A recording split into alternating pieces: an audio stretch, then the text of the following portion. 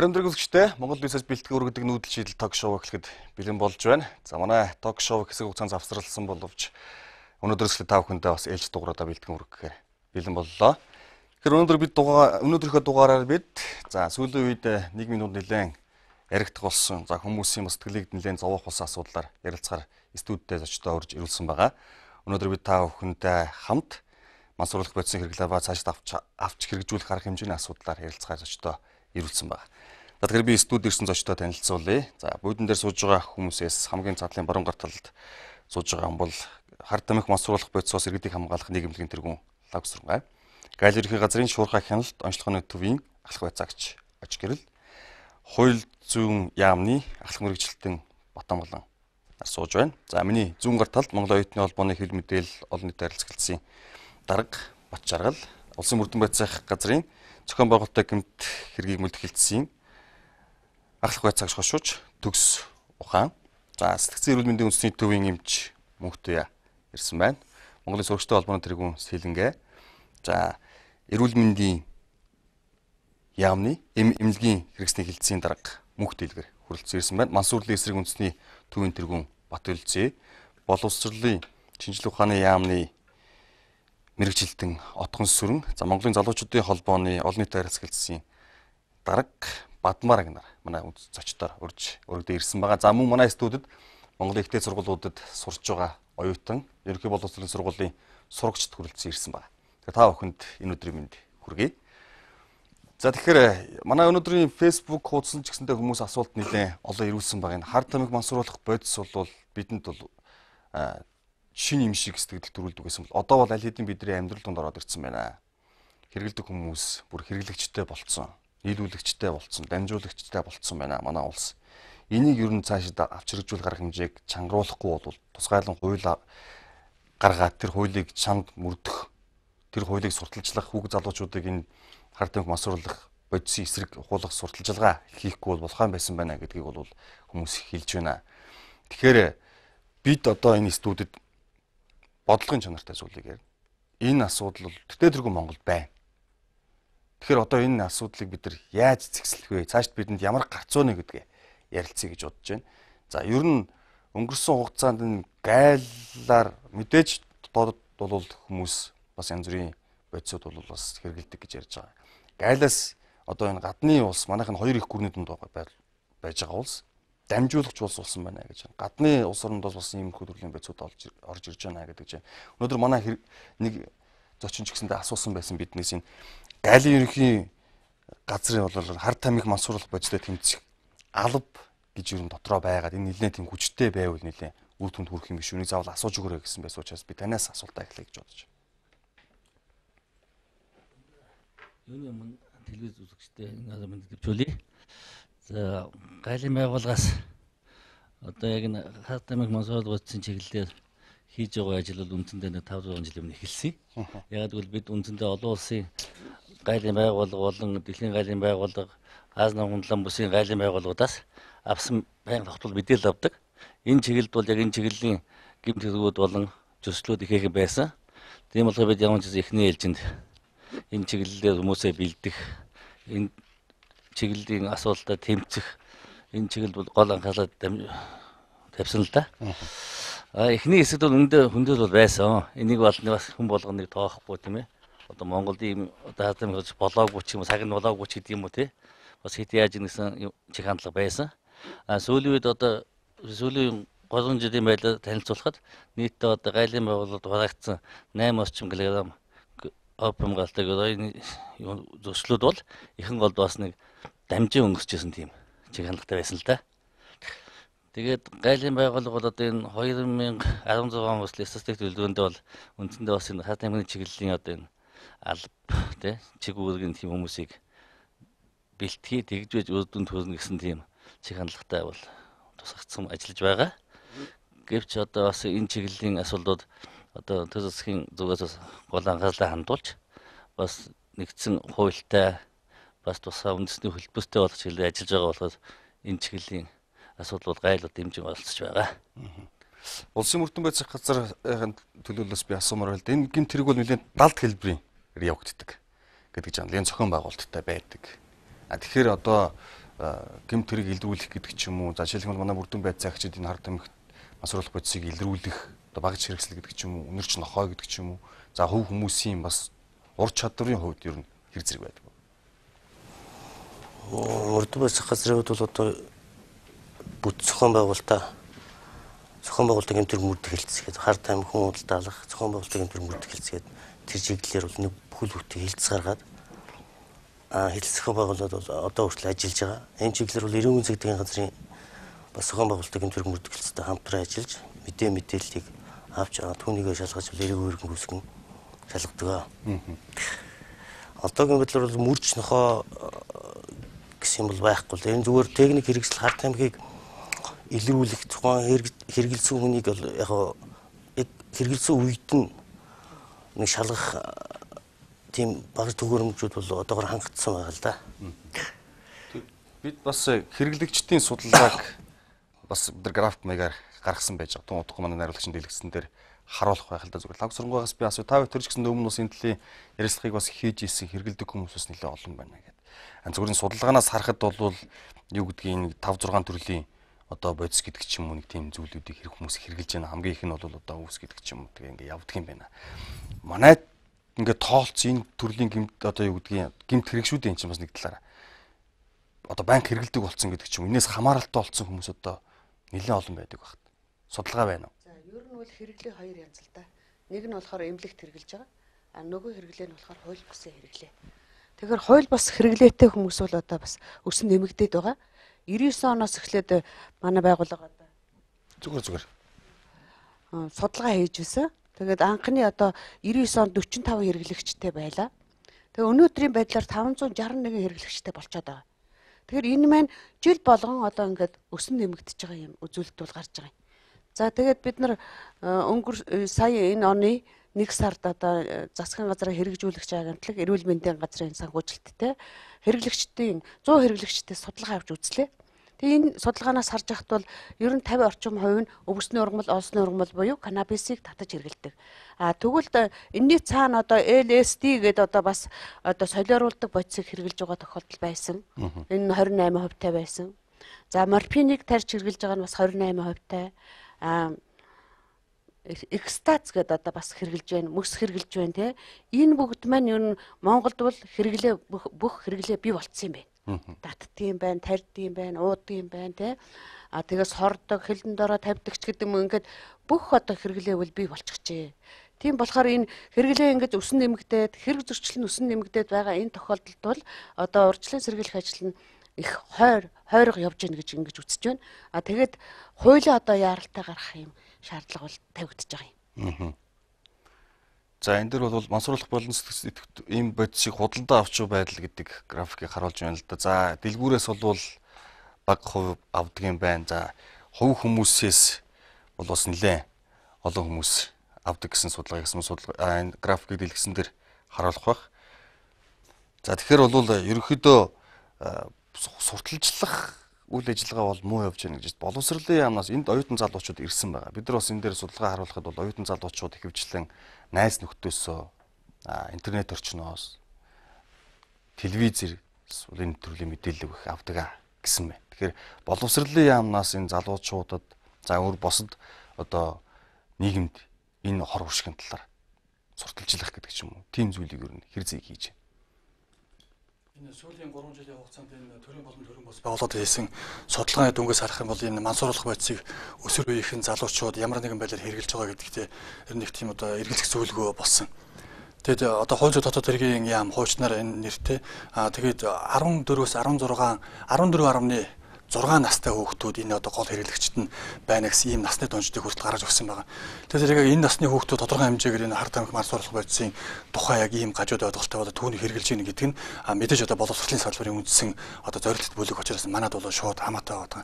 Гэхдээ бол яг энэ хүүхэд хард тамхи мансууруулах бодил хэрэглэх энэ өсвөр залуугийн хард тамхи мансууруулах бодил хэрэглэсэнд боловсролын яам хологдож энэ тухай ярина гэдэг бол яг энэний үндсэн шалтгаантай биш.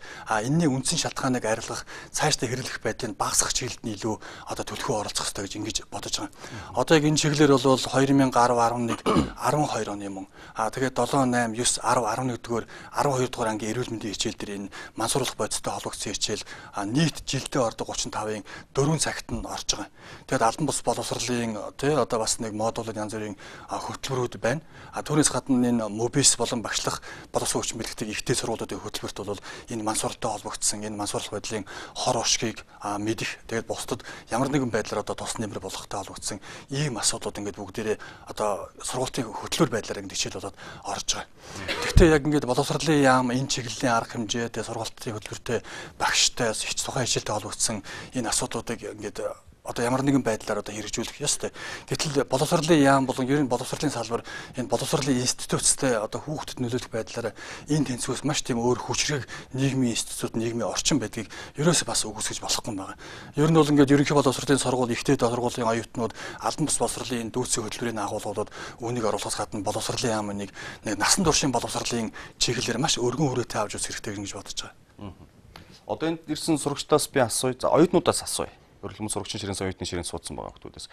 Өнгөрсөн хугацаанд ерөнхий боловсролын хичээл ч юм уу. За оюутнууд энэ нэг хичээл ороо явж байхад энэ хард тамиг мансууруулах бодистой холбоотой одоо үүний эсрэг хор хөнөөлийг одоо та бүхэн таниулсан тийм хичээл орж исэн тийм зүйл байна. Орж исэн бол яг хэдэн цаг орж исэн бэ? Оюутнууд ер нь бол орж байгаагүй дээ ер нь тэр талаар. Ерөнхийдөө хамгийн ихэнд бол түүх хичээл ордог те. Яг тэрэн шиг магадгүй хичээлийнх нь програмд суулгаа те. Хичээлийн хамгийн ихний өдөр сар болгоны нэг тогтмол өдөрч тийм юм уу те. Заавал тэр сургуулийн багш нар байх албагүй. Мэргэжлийн хүмүүс очиод тэр талаар ойлголт өгч идэг бол бүр зүгээр бол. Жишээлх юм бол одоо яг энэтэй холбоотой мэдээллийг хаанаас авдаг? Ер нь мэдээ их ховор өөрсдөө ухаж олно. Бүр болохгүй бол одоо мэргэжлийн байгууллагынаас ч асуух юм уу те. Тэгж л болдог байх гэж бодож байна. Ер нь бол мэдээлэл маш бага. Одоо энд бол 2, 3 төрлийн бас байгууллагын төлөөлөлд ирсэн байна. Хард тамхи мансууруулах бодисоос иргэдэг хамгаалах нийгэмлэг. Тэнд бол одоо мансуурлын хэсэг үндэсний төв. Тэгэхээр ийм байгууллага байдаг гэдгийг та нар мэдэх үү? Сурагчид ийм байгууллага байдаг гэдгийг та нар ийм мэдээлэл авч ирсэн үү? Хүүхдүүд.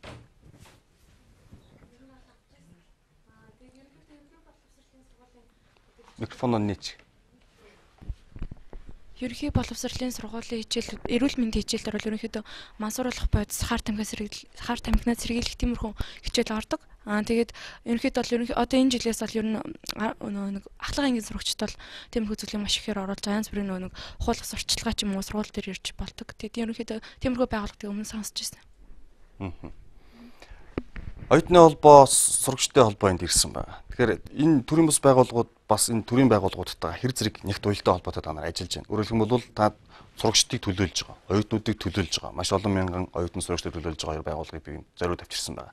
Тэгэхээр хэр зэрэг хамтын ажиллагаатай ажиллаж байна.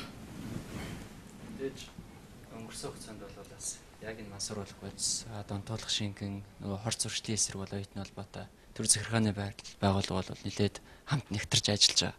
Тэгэхээр энэ дээрээс бас нэг зүйл хэлэхэд мэдээж төрийн байгууллага дэмжиж болно. Бусад мэргэжлийн байгууллагууд руу энэ асуудлыг илүү сайн түлхүү өгж, мэргэжлийн байгууллагууд нь судалгаа хийдэг, үр дүнгийг гаргадаг, дараа нь тайлагнадаг, дараа нь ярилцдаг. Тэр асуудал руу шилжихгүй бол оюутны холбоо гэхээр за одоо шийдэл асуудал өгдөг. Бид нар авч асуудалд хандахдаа илүү тийм мэргэжлийн бус байдлаар хандаад байгаа тохиолдлууд байна. Тэгэхээр энэ зүйл дээр мэргэжил арга зүйн зөвлөгөө нэгдүгээр тутмаг байгаа.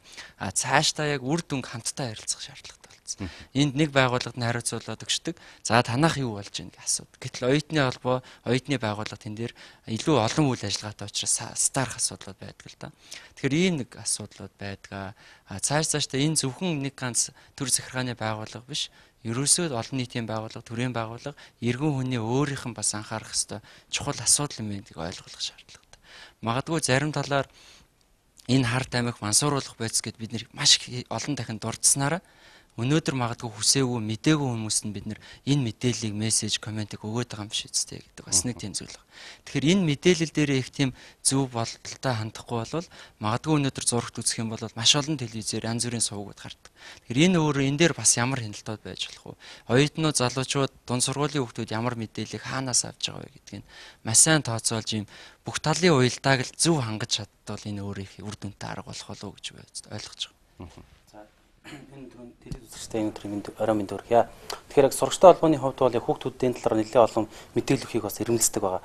Мансууруулах бодис гэдэг нь өөрөө бол нэлээд өргөн ойлголттой хар тамхиас гадна одоо архит тамхи гэдэг явцдаг. Саяны бол оюутны холбооны хэлж байгаа санаа бол үнэхээр зөв. Яагаад гэхээр бид нар энэ талаар магадгүй өргөн талаар мэдээлэл өгөх тусам хүн гэдэг амьтан сонирхдаг. Магадгүй одоо сүүлийн үед энэ мэдээлэл илүү хор уршигын талаас урьдчилан сэргийлэх тал дээр мэдээлэл өгөх үү эсвэл тухайн зүйлийг дэлгэрэнгүй тайлбарлах уу гэдэг асуудлыг нэлээд бас бодолцох хэрэгтэй асуудал гэж өдөрт үзэж байгаа. Сургалт дээр ч гэсэн энийг бас нөлөөлөх хэрэгтэй. Зарим газар бол одоо жишээ нь одоо эрүүл мэндийн сургалт гэж жагаад нөгөө хүнийг одоо шин садар самууны тухай мэдээлэл илүү дэлгэрэнгүй өгчих жишээтэй байна шүү дээ. Тэдний эрүүл мэндийн сургалт гэж нэрлэж байгаа жишээтэй. Тэгэхээр шиг бансууруулах бодисын чиглэлээр бас энэ талаар нэлээд зөв ойлголтыг өгөх хэрэгтэй цаг болсон. Дараагийн нэг зүйл бол ер нь энэ хамгийн чухал зүйл бол ерөөсө хүний сэтгхүүтэй холбоотой. Хувь хүн өөрөө тэрийг одоо буруу зүйлээс урьдчилан сэргийлэх сэтгхүүн одоо дархлаа хэр зэрэг байгаа юм бэ? Тэр нь одоо хүний амьдралд маш хор уршигтай гэдгийг нь одоо үнэхээр ойлгосон уу юу? Эндээс одоо хин нэгэн хүн танд санал болголоо гэхэд тэрнээс татгалзах чадвар танд хэр зэрэг байна вэ гэдэг зүйлийг нь өнөөдөр сэтгхүүд нь ойлгох цаг бол үнэхээр одоо урьдчилан сэргийлэх тал дээр бол үнэхээр чухал болчихсон. Одоо сүүлийн үед бол одоо дэлхийн нийтэд хандлагыг харж хагаад хүүхэд залуучуудад руу ер нь энэ асуудлыг бол нэлээд төлхөө бүр оруулж үзлээ шүү дээ. Яагаад гэхээр хүүхэд өсвөр үеийнх нь яг ингээд төлөвшөж явах явцдаа нэг л буруу зүйлээр орчих юм бол тэр зүйлээс гарах гэж маш одоо хэцүү байдаг. Одоо манай энэ их багш манаас мэдж байгаа. Ер нь бол тэр одоо хортой зүйл нь нэгэнд орцсон хүмүүс маань гарахад бол үнэхээр хувь хүний хувьд гэсэн хэцүү, өөрөө ч гэсэн сэтгхүүд бол тэр нөгөө нэг зүйлдээ бүр ингээ орцсон байдаг. Яаж?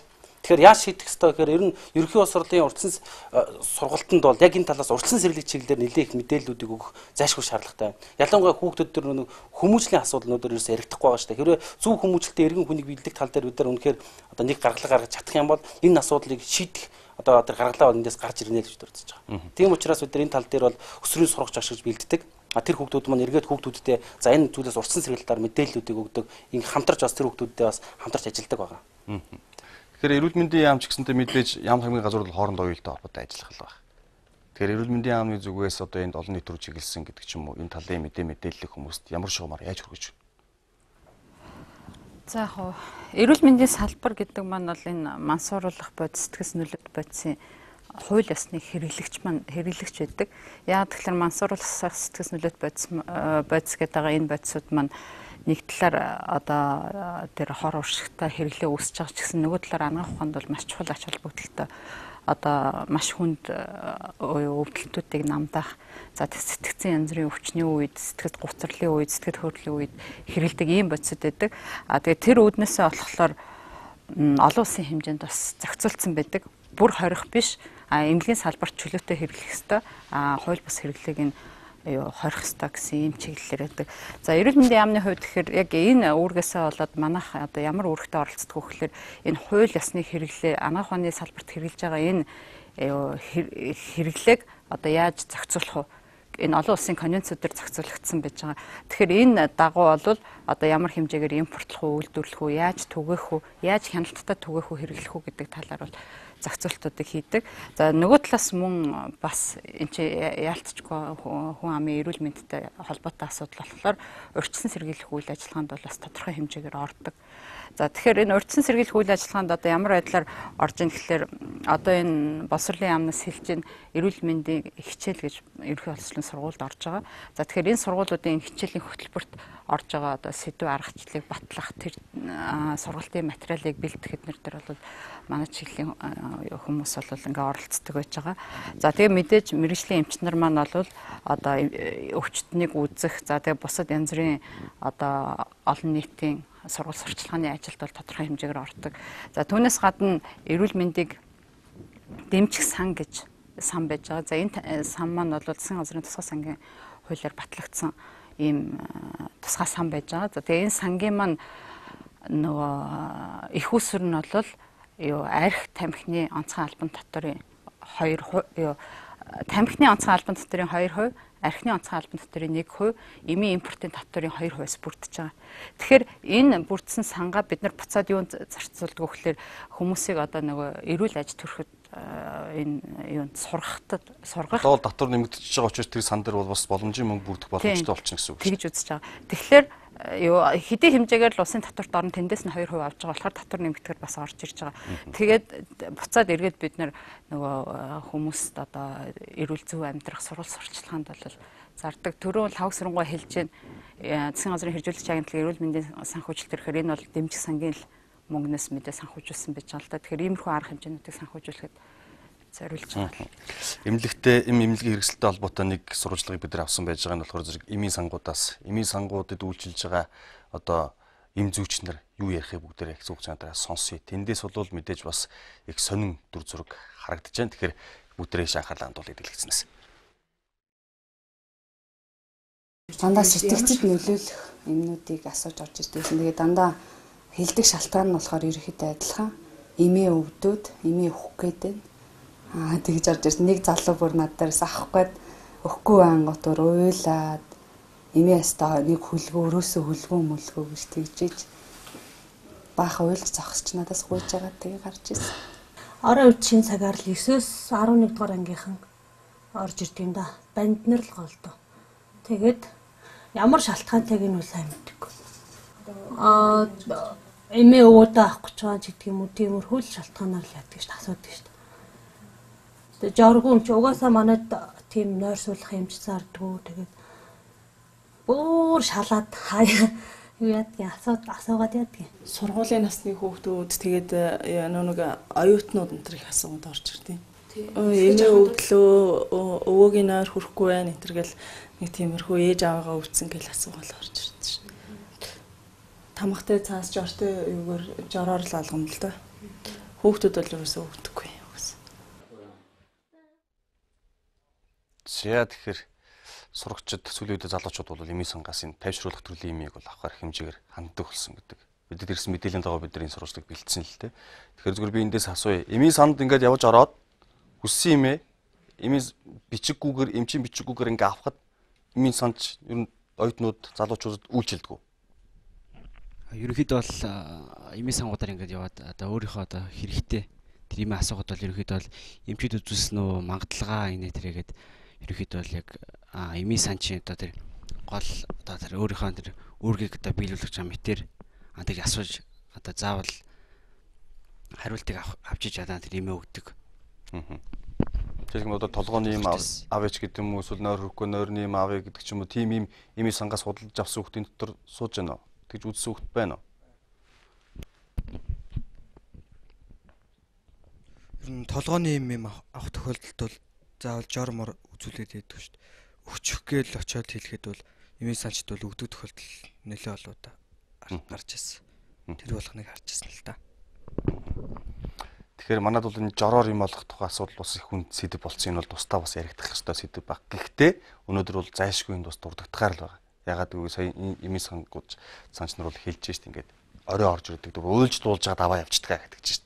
Тэрийг бол яг тэнд эмээ хэрглэж байгаа юу, өвөө нь хэрглэж байгаа гэдгийг хянахад бол бас хэцүү шүү дээ, тийм ээ. Тэгэхээр энэ асуудал дээр бүгдээрээ бас нэг шийдлийг ярилцаад бас олъё гэж бодож байна.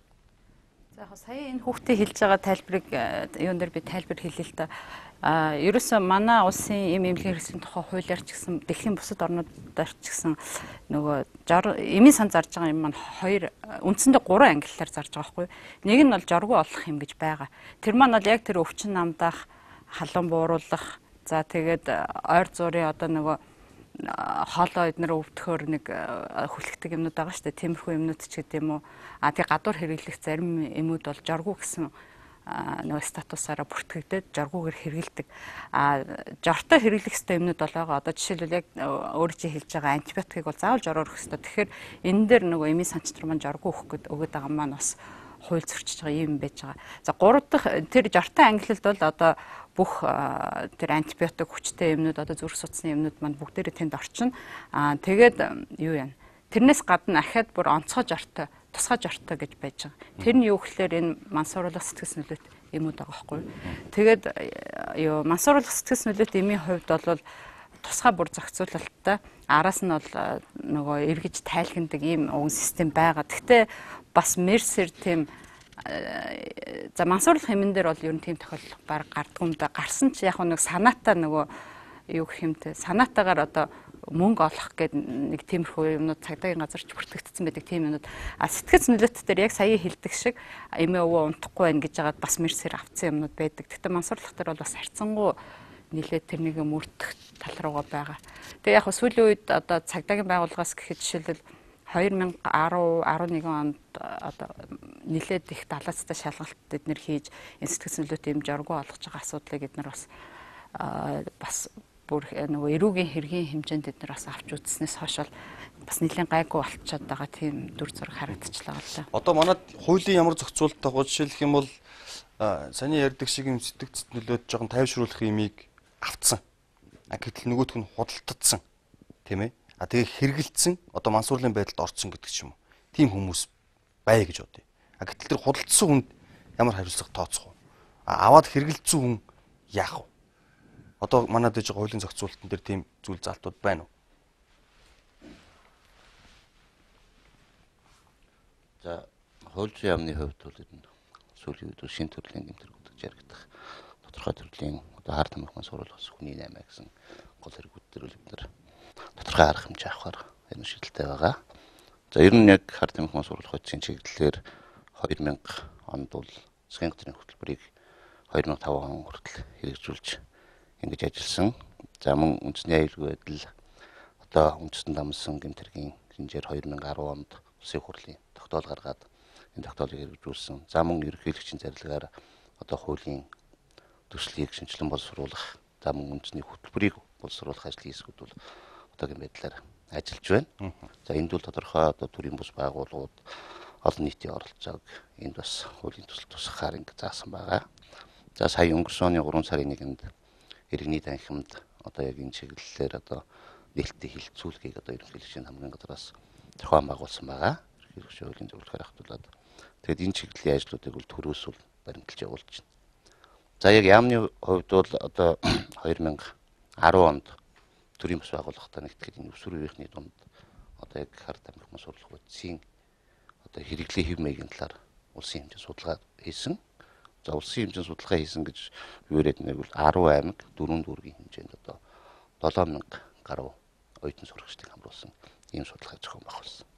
Энэ дэлгэцэн дээр судалгаа бидний авсан судалгаа бол яг тэндээс авсан судалгаа бол тэр графикийг бас давхар өгөх бах найруулаг шүү дээ. Тэгэд ер нь бол сурагчдын дунд Монгол Улсын ерөнхийлөгчөөс эхлээд хэлсэн ер нь хуулийн ялын бодлого ер нь хуулийг бол чангатгана гэдэг асуудлыг хэлсэн байгаа. Тийм ээ төрөөс бол ер нь яг хар тамхи хэрэгэлсэн энэ одоо ялын бодлогыг бол чангатгана гэсэн ийм баримталтай байгаа. За тэгээд манайд бол хамгийн гол нь одоо хар тамхи бүр ингээд замбраа галдлаа одоо сүргийнхэн насныхын хэрэглээ гэдэг нь асуудал байдаг. За тэгэхээр бид нар яг хар тамхи гэж юу юм тий? Яг нөгөө нэг ийм бэлтгэлийг хэрэглэсэн юм мансууруулах төрлийн. Босод нөгөө талаар одоо нөгөө нэг үнэртэх тийм ээ тийм бодисыг тийм ээ бодисыг одоо хэрхэн хэрэгжилж байгаа гэдэг ийм талыг бас бид нар ялгаж салах ийм шаардлагатай байна. Жишээ нь одоо цаваа үнэрлсэн ч юм уу тийм ээ өшөө бензин үнэрлсэн ч юм янз бүрийн тийм хий үнэрлсэн ийм байдлаар мансуурсан эсвэл нөгөө хар тамхи хэрэгэлсэн байна гэсэн ийм асуудлаар бас тоо баримтын хувьд бол нэлийн нэмэгдэж байгаа юм л та. Тэгэхээр бол энэ хуулийн залтанд бол мэдээж яг энэ мансууруулах үеийг одоо хэрэгжилсэн энэ үед бол одоо хар тамхи хэрэглэсэн үед бол тодорхой ял шийтгэлийн бодлого явагдаж байгаа. Тодорхой эрүүгийн хууль, эрүүгийн байцаал шийдэх хуулиар бол зөвшөөрлсөн байгаа шүү дээ. Мансуурлын эсрэг үндсийн төв бол яг зөвөр манай эрүүл мэндийн яам энэ мансууруулах сэтгэл нөлөөт бодисын эргэлтийн эсрэг энэ хуулийн зохицуулалтын дээр бол нэлээд ажилласан. Энэ нь одоо ямар шалтгаантай гэхээр манайх нөгөө хэдийгээр хууль ёсны хэрэглэгч ч гэсэн бид нар нөгөө олон улсын түвшний хяналтандаа орохгүй болохоор манад нөгөө оруулж ирэх одоо эмнэлгийн зорилтоор оруулж ирэх мансууруулах бодисын маань асуудал дээр маш их хүндрэл гарч ирсэн учраас 1999 онд болохоор нэгдсэн үндэсний байгууллагын одоо нөгөө мансууруулах эмтэй тэмцэх мансууруулах эмийн тухай гэдэг конвенц гэдэг нэгдсэн үндэсний байгууллагын тэр конвенцэд бол эрүүл мэндийн яамны санаачлагаар илссэн байж байгаа. За тэгээ 1992 онд илссэн. 1999 онд болохоор нөгөө сэтгцэн нөлөөт бодисын тухай гэдэг конвенцэд мөн илссэн. За 2002 2002 онд болохоор мансууруулах юм сэтгэл саналд бодсон эргэлтийн тухай гэсэн энэ Нүүбийн конвенц 1988 оны конвенц гэж ярьдаг. Энэ конвенцэд илссэн. За тэгээ эднэрт илсэж байгаа шалтгаан нь юу гэхээр бид нар нөгөө мансууруулах бодис импортлох тохиолдол болгонд манай улсаас одоо дараа жилийн хэрэгцээ манай улсад хэд байх юм те эмнэлгийн хэрэгцээ хэд байх юм. Тэрнийг бид нэр одоо импортлж болох уу? Импортлол аль улсаас хэдийн хэмжээгээр импортлж болох уу? Тэгээ хил гайлаар нөгөө дамжиж өнгөрөх энэ бүх асуудал маань энэ конвенцээр зохицуулагддаг учраас ингээ илссэн байгаа юм. Тэгээ энэ дагуугаа болохоор эрүүл мэндийн яам яадаг вэхээр одоо эрүүл мэндийн салбарт хэрэглэж байгаа мансуур сэтгэл саналт бодисын ангилд ордог бодисуудын тайланг бол конвенцэд илснээс хойш бүх хугацаанд бол олон улсын мансуурлах бодисын хороо гэж байдаг. Австрийн Вена төвтэй энэ хороо руу бол жилд одоо 4-5 удаа тайлан юугаа явуулдаг юм байгаа. За тэгээ 2003 онд болохоор ерөнхийлөгч санаачлаад нөгөө мансууруулах эм сэтгэл саналт бодисын эргэлттэй тэмцэх тухай гэсэн бас хууль гаргасан байж байгаа. Тэгэхээр энэ 3 конвенц энэ хуулийн хүрээнд бол яг одоо нэг эмнэлгийн зориултын юмнууд маань бол зохицуулагдаад байгаа юм. Тэгэхдээ мансууруулах бодис сэтгэл саналт бодисын эргэлттэй мансууруулах хэм сэтгэл саналт бодисын эргэлттэй тэмцэх тухай хууль маань бас гарсан нэг талаар дэвшил боловч жоохон явцуу гарсан байхгүй юу. Яагаад тэгэхээр гол төлөв одоо эмнэлэгт хэрэгжилж байгаа юмны талаар нь зохицуулаад бусад зохицуултууд нь арай бага орцсон. Тэгээд одоо сая 2012 хонд ерөнхийлөгчийн санаачлагаар бас энэ хуулийг одоо илүү нөгөө нэг гэмт хэрэг талаас нь зохицуулт хийдэг болохоор ингээд ажлын хэсэг байгуулаад ажиллаж байгаа. Тэгээд тэр ажлын хэсэгт одоо өнөөдрийн ярилцсан сууж байгаа хүмүүс бол нэлээд нь орцсон харагдаж байгаа. Хууч нөгөө элбэг дорж ерөнхийлөгчийн зөвлөхөж одоо улсын их хурл гишүүн болсон Батчимэг гишүүн бол энэ хуулийн ажлын хэсгийг ахлаад ингээд ажиллаж байгаа юм л да. Тэгэхээр нөгөө одоо 2003 онд батлагдсан хуулиа одоо ямар нэг байдлаар сайжруулах юм уу ахиад давхар хууль гарах юм уу гэдэг ийм зохицуулт бол одоо ер нь ингээ хийгдэх байх гэж бодож байна. Тэгээд бас түрүүн тэр асууж ирсэн энэ мансуурлах бодисыг хэрэгэлсэн олж авсан тээвэрлсэн асуудал бас эрүүгийн хуулийн дээр хэд хэдэн заалт байдаг. Нэг зүйл байдаг баха тийм эрүүгийн хуулийн дээр байдаг. Тэрэн дээр яг нөгөө мансуурлах бодисыг хууль бусаар олж авсан хадгалсан тээвэрлсэн нөхцөлд ямар хариуцлага хүлээлгэх вэ? Хэрэгэлсэнд нь тэр нь бол байгаа бах гэж бодож байна. Тэр бүх юмнууд нь байж байгаа. Түрүүний хэлсэн мансуурлах хэм сэтгэл саналт бодисын эргэлттэй тэмцэх тухай хуулийн дээр бол ямар шийтгэл юунууд нь байх вэ гэхэлэр нөгөө ерөнхийдөө бас хууль ёсны хэрэглээний дүрм журам зөрчсөн үед ямар хариуцлага хүлээх вэ гэсэн тийм заалтууд байгаа. Гэхдээ мансуурлах бодистой холбоотой энэ асуудал маань ерөнхийдөө ихэвчлэн нөгөө эрүүгийн хэрэг болоо явчихт юм билээ. Зүгээр нэг захиргааны хариуцлагаар за санамсаргүй бид нар бас нэг тиймэрхүү юмнууд нь л захиргааны хариуцлага хүлээхээс ус нь бол эрүүгийн хэрэг болоо явчихдаг тийм практик юм байна. Би нэг сан. Тэгэхээр сүүлийн үе саяас эмийн сандаас харсан баг те 10 жилийн хүмүүс бас одоо мансууруулалт бодис авах гэж байгаа. Тэгэхээр ер нь бол одоо энэ нөхцөлийг шинээр харах цаг болсон. Яагаад шинээр харах цаг болсон бэ гэхээр 10 жил дээр хүүхдүүдийн одоо тэр сэтгэлийн одоо тэр хөдлөл сэтгэл зүй одоо тэр бухимдлаа тайлахад одоо тийм сэтгэл зүй эмчтэр байхгүй. Одоо 10 жилийн хүүхдүүд сургууль дээр очиод сая сүүлийн үед цагдаагийн газраас судалгаа шүү дээ 2008 онд 500 гаруй хүүхдүүд амиа хорлох гэж оролцсон байгаа жишээтэй. Тэгээ энэс болоод нөх хүүхдүүд сэтгэл санаагаар унсан үедээ архинд орох ч гэдэг юм сэтгэлээ тайтруулах хэрэгтэй юм гэж ойлгодог. Тэр үеийн сүүлүүд одоо хэвлэл мэдээлэл хэрэгсээр гарч байгаа киноноос хүртэл үлгэр дуурайл авч шүү дээ. Энэ бол нөгөө хүүхдийн сэтгэхүйд нөлөөлж байгаа зүйл. Дараагийн нэг зүйл нь юу гэхээр одоо ер нь бол дэлхийн нийтэд олон жишээ байна л да. Жишээ нь зарим ус оронд бол арх ерөөсөө одоо согтуу унсан хүн гудамжинд байхгүй. Тэгэхээр зарим ус оронд бол гудамжинд бол дүүрэн байж идэг. Тэгэхээр энэ юутай холбоотой гэхээр тэр хүүхд одоо хүмүүсийг одоо багаас нь сэтгцийн аюулгүй байдлыг гэдгийг нь ус орны зүгээс бодлогоор одоо зөв зохицуулж өгсөний жишээ байгаа. Тэгэхээр одоо манай Монголд тэгэхэд өнөөдөр яг нэг үлэхэд 5 дугаар ангийн хүүхд одоо эрүүлжүүлэгдэж штэ хуулийн байгууллагад. 8 дугаар ангийн хүүхдүүд одоо чинь хүүхд гарах чинь. Тэгээ эндээс болоод хүүхдүүд сэтгэл зүйн маш гүн дарамтанд байдаг. Эсвэл багш нь дарамтлагч байдаг юм уу? Гэр бүлийн зүгээс дарамт үздэг ч юм уу? Энээс болоод нөгөө хүүхдүүд ийм хэрэглэхийг хүсдэг бүргээ сэтгэл зүйн одоо тэр одоо хөөрлөөсөө болоод нөгөө талаасаа яг энэ мэрэгжлийн байгууллагуудын хувьд бидний хувьд нэг тутамх зүйл юу вэ гэхээр хүлээмж хүрэх хэрэгтэй болсон. Бид хамтарч чаддаггүй. Яагаад хамтарч чаддаггүй гэхээр магадгүй одоо ачаал ихтэй байдаг ч юм уу эсвэл тухайн асуудал нь энэ хүрээнд их байдаг ч байдаг юм уу тийм учраас бид нар хамтарч ажиллахгүй бол одоо сая яг хэлж байгаа мэрэгжлийн бос хүмүүс энэ тал дээр бол ажиллахад хэцүү шүү дээ. Тийм учраас энэ ялангуяа 10 жил дээр энэ асуудлыг шийдье гэж бол сургууль болгонд биш юмаа гэхэд ямарсан тийм эмч нарыг бий болгож сэтгцийн тал дээр одоо тандал судалгаа хийх бол зайлшгүй цаг болчихсон. Тэгээ энэ үндсэн дээр л хүүхдүүдэд явахгүй бол хүүхдүүд сэтгэлээ онгойлгож ярихаараа тайвширчдаг. Тэгэхгүй онгойлгохгүй бухимдаад явааддаг. Тэрний сүүлдээ хүүхдүүд бол үнэхээр их одоо ийм мансууруулах бодис хэрэглэх ийм зүйл рүү ороход бол үнэхээр их нөлөөлж байгаа гэдэг бас хэлмээр байна. Эндээс бас нэг би нэг асуудал таахын дунд юм байсан. Жишээлбэл уур ухамлаа тайлаад тийм нэг хайгаад хайгаа явгангууд нь олдчихдаг гэдэг нэг сонир байна.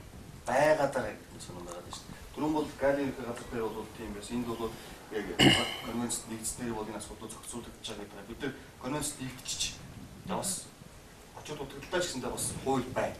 Тийм биз? Тэгсэн мөртлөө яагаад одоо юу гэдэг юм өсөд жишээлбэл сая энэ дээр байсан 11 он гэхэд бол ингийн төргийн хадны консул байсан одоо ингийн төрөг бол асуулт өссөн байгаа графикаас харахад өссөн биш. Эсвэл ингээд хэрэгэлдэг байж байгаа буурдаг гэдэг ч юм уу зогссон гэдэг ч юм тийм графикус харагдахгүй байх юм судалгаа яадаг. Байнга өсөлттэй. Тэгээ гинтэргийн өсөлтөнчдөр та хадам хэрэгэлдэг хүмүүс нь ч тэр одоо бүр ялангуяа би судалцаатай зэрэг хүмүүс боомос өссөн. Аль яагаад ингэж? Тэд би нэг санал хэлчихв. Яг энэ дээр бид нэр Монголын залуучдын холбооноос одоо яг үйл ажиллагаагаа ингэ явуулаа. Сая манахаас нэг 3 сараас спиртүү, спортуу гэдэг нэг аян өрнүүллээ залуучдын холбооноос. Тэгэд яг энэ аянаас өөрөө чинь энэ саяны асуултын хариултыг бид нэр олж авлаа л да. Яг тэгэхээр 2011 оны залуучдын суур судалгаа гэд хийсэн байт юм лээ. Тэгээд тэр судалгаан дээрээс харахад ерөөсөө залуучдын архины хэрэглээ, тамхины хэрэглээ гэдэг энэ бүх юм нь эргээд нөгөө хүмүүс чинь залуучууд маань чөлөө цаг ихтэй. Эсвэл зав чөлөө гарахаараа орох газар байдаггүй гэдэг ч юм уу дандаа тийм үндэс суурьтай байдаг. Тэгэхээр залуучдын холбооноос сая бид нэр спиртүү спортуу гэдэг өөрөөр хэлбэл нөгөө нийтийн биеийн тамир спорт залуучуудыг спортод дуртай болгох, тэднийг спортоор хичээллэх тэр боломжийг одоо нээж гаргах ч юм уу тийм арга замаар энийг хийхгүй болвол одоо өөрөөр тэртээ дөрвөн ингээд хүүхдүүд хаасан сойдор ингээд хийх юмгүй сайхан гэртээ сууж нэг рүү уцаар яриад одоо хайчхуу бааранд орё ч юм уу те ингээд нэг иймэрхүү юмнууд гараад байгаа нь бол нууц биш ээ. Тэгэхээр бидний хувьд бол ерөөсөө нэг ганц гарц хараад байгаа нь юу гэхээр залуучуудыг завгүй байлгах хэрэгтэй. Завгүй байлгахын тулд төрөөс байна те. Одоо төрийн бус байгууллагууд бүгдээрээ бид нар нийлээд энэ спортын асуудал байна. Өөр чөлөө цагаа яаж өнгөрөх боломж гэдгийг тэр бүгдээр нь дэмжиж өгөх асуудал байгаа юм болов уу гэд. Жишээлбэл тэгээд энэ дээр ингээ ажиллаж хахад хагас өдөр болгон сая манайх тэр аяны хүрээнд дугуйн аялал гэж зохион байгууллаа л та. Тэгэхэд эхлээд бол нэг 40-50 хүүхэд хамрагддаг байсан бол одоо тэр дугуйн клуб маань нэг 1000-аад тийм залуучууд исчгсэн байгаа байхгүй юу. Тэгэхээр энэ бол бас нэг орон зай байна гэдгийг харуулж байна л да. Харин зөвхөн өнөөдөр бид нар спорт клубүүд, спорт одоо танхимууд цөөн байгаа нь бол нууц биш. Сая ерөнхий сайд дээр манайх одоо энэ шинэ одоо энэ засгийн газрын мөрийн хөтөлбөрт залуучдын холбооноос тусгуулах санал юу байна гэдэг хургуулсан. Энэ дээр бол бид нар энэ залуучуудыг энэ спортын цогцлбор спортоор хичээллэх боломжийг нээж өгөөч гэсэн ийм саналыг хүртэл хургуулсан байгаа. Тэгээд манайх энэ бол нэг бидний бас нэг гарах нэг шийдэл байна. Тэгэхээр би Мансуурлын эсрэг үндэсний төвөөс бас асуумаар нь хууль зүйн яамнаас асуумаар түрүүний асуултыг хариултыг би авчмаар. Яагаад конвенц байж хахад тэгээ ингээд бид нар хууль байж хахад хууль сахиулах байгууллагууд байна. Төрийн бус байгууллагууд байна. Тийм ээ. Тэгсэн мөртлөө ингээд бид нар судалгааг нь хийгээд нь шүү дээ. Судалгаа хийгүүд ингээд тоо барьж аваад нь шүү дээ. Тэгсэн мөртлөө буурахгүй байгаа. Байхгүй гэдэг байгаа шүү дээ. Тэгэхээр үндэсний нэгдсэн одоо ийм хөтөлбөр бодлого байхгүй болохоор бас энэ маань бас тархаа бутархаа юм л да. Төрийн бус байгууллагууд яг тусдаа л энэ үйл ажиллагаануудаа өөрсдийнхөө хүрээндэл явуулаад байгаа юм бас учир дутагдaltaй байна. Тэгээд хүүхдүүд маань бас нөгөө түрүүний асуултанд хариулмаар байна л да. Нөгөө асуудал одоо ингээд тохиолдсон үед тийм ээ. Асуудал одоо хүндрэлтэй асуудал тохиолдсон үед заавал арх тамхи мансууруулах байцаар одоо ингэж юугаа тайлах гэдэг шүү дээ тийм. Тэгэхээр энэ маань хүмүүсийн одоо сэтгэл зүй маань бас ямар сонир болсон тийм. Заавал нөгөө хүн болгонд л асуудал тохиолддог. Жохон хүүхдүүд ч гэсэн том насан турш хүмүүст ч гэсэн гэсэн. Гэхдээ заавал энэ асуудлыг заавал энэ буруу хор зуршлаар тайлах нь бас буруу юм а гэдгийг бас хүмүүс маш сайн ойлгуулж өгөх бас эрүүл мэндийн хичээлээ бас зааж өгөх нь маш чухал юм а. Тэгээд эргээд нөгөө асуудалтай байгаа хүмүүс маань эргээд янз бүрийн одоо хор зуршлуудыг хэрэглээд ирэхээр давхар л нөгөө асуудал нь шийдэхгүй дээр нь дахиад асуудлууд нэмэгдчихэд одоо тамхичин ч болох юм уу, архичин ч болох юм уу, мансууруулах байдлыг хэрэгэлдэж болох юм уу тийм ээ асуудлууд нь ингээд банг нэмэгдчихэд. Тэгээд хүүхдүүд маань тэгээд асуудал тохиолдсон үед дандаа л хүүхдтэй ханддаг том хүмүүс хандхаар байлцсан. Тэгээд нөгөө хүүхдүүд маань эргээд нөгөө хүүхдүүдтэй нөгөө за энийг хэрэглүүл одоо ингээд одоо янз бүрийн асуудал ч одоо баг ингээд мартагдсан ч юм уу тий шийдэгдсэн ч юм уу ингээд бие биедээ биенээсээ ингээд асуултуудыг олж авдаг нь бас ташаа ойлголтууд байна л да. Тэгээд сургуулийн нийгмийн ажилтнууд байна, гэр бүлийн эцэг эхчүүд нь бас яг тэр асуудал тохиолдсон үед нь хариулт өгөх одоо тийм чадамжтай байх хэрэгтэй юм шиг байна. дээр нэг санал байна. Жишээ нь бид нэр хяналтын байгууллагууд ингээ хянаад үздэг тийм ээ харддаг. Тэгэхээр энэ дэр нэг асуудал байна. Өнөөдөр хүнсний дэлгүүрт арх согтууруулах хундаг хамт зарж байгаа. Энэ өөрөө согтууруулах хундаг гэдгийг арх гэдгийг согтууруулах шингэн, донтуулагч шингэн гэж нэрлэдэг юм л бидний ойлголтоор. Тэгэхээр энэ зүйлийг 8 нэрийн хүнсний бараанд хамт зарж идэг. Тэн дээр нь 21-ээс дээш насны үнд үйлчилдэг. 21-ээс доош насны үнд согтууруулах хундаа тамхи худалдааг хориглосон байдаг. Гэтэл энэ хуулийн хэрэгжилтийг бид нар өнөөдөр хангаж байгаа юу? Тийм юм чи энийг хангаж чадаагүй юм чинь аптект ороод бид нар дан ганц эмнэлгийн одоо эм бүтээгдэхүүнийг худалдаж авахд энэ дээр хяналтаа яаж тавих вэ гэдэг хэцүү болчихж байгаа. Дараагийн нэг хоёр дахь санаа нь бол яг хийх чийлдгэр эцэг эхчүүд энэ дээр анхаарах цаг нь болцсон. Тэгэхгүй бол мэрэгжлийн байгууллага, төрийн байгууллага, төрийн бус байгууллага нөгөө хин нэгэн шаал хөндлөнгийн хин нэгэн санаа зов яваад байгаа. Гэтэл таны ерөөсөө одоо зургт үзэж байгаа бол таны хүүхэд хаана юу хийж байна? Юунд сонирхолтой юм? Та хүүхдээ сонсдгоо гэж тийм. Хүүхдүүдийн хамгийн их нэг нийтлэг хариулт өгдөг л да. Та ямар хүн тийм хамгийн их хайртай вэ гэж хүүхдээс сухаар ерөөсөө 90% нь намайг сонсдог хүнд би хайртай гэж хариулсан байна. Гэтэл өнөөдөр сонсдог хүн нь үеийн найзууд нь олон найзуудаа сайнтай муутай найзууд байдаг. Гэтэл сонсдог хүн нь өнөөдөр аав ээж нь байх хэвээр. Хүүхдийгээ сонсох хэвээр, ярих хэвээр. Тэрний дараа хүүхэд нөгөө стресс, бухимдал, нөгөө нэг чөлөө цаг өнгөрөөхгүй байгаа бол аав ээжтэйгээ ярилцах нэ. Дараа нь үр дүн гарна. Тэгэхгүй бол энийг үрдэг чинь ингээл бид нар ингээл санаа зовоод бүгд ингээл хөмсгөө зангидаал яах вэ гэж асуухын оронд эцэг эхчүүд дээр илүү их ажиллаач. Эцэг эхчүүд нь илүү их боддог байгаасаа.